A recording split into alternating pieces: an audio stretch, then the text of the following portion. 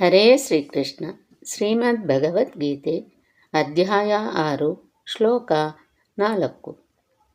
ಯದಾ ಹಿನೇಂದ್ರಿಯಾರ್ಥೇಷು ನ ಕರ್ಮಸ್ವನುಷಜ್ಯತೆ ಸರ್ವಸಂಕಲ್ಪಸನ್ಯಾಸೀ ಯೋಗಾರೂಢಃ ತಥೋಚ್ಯತೆ.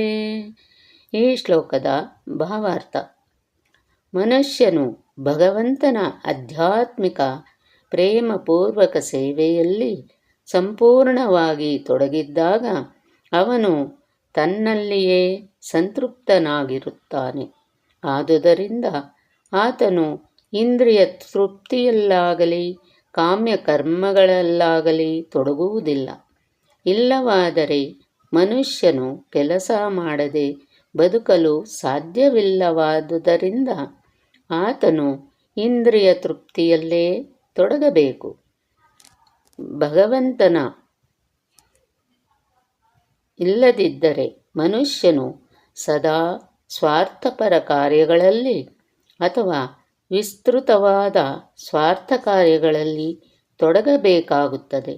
ಆದರೆ ಭಗವಂತನು ಇರುವ ಮನುಷ್ಯನು ಎಲ್ಲವನ್ನೂ ಕೃಷ್ಣನ ತೃಪ್ತಿಗಾಗಿ ಮಾಡಬಹುದು. ಹೀಗೆ ಆತನು ಇಂದ್ರಿಯ ತೃಪ್ತಿಯಿಂದ ಸಂಪೂರ್ಣವಾಗಿ ನಿರ್ಲಿಪ್ತನಾಗಬಹುದು.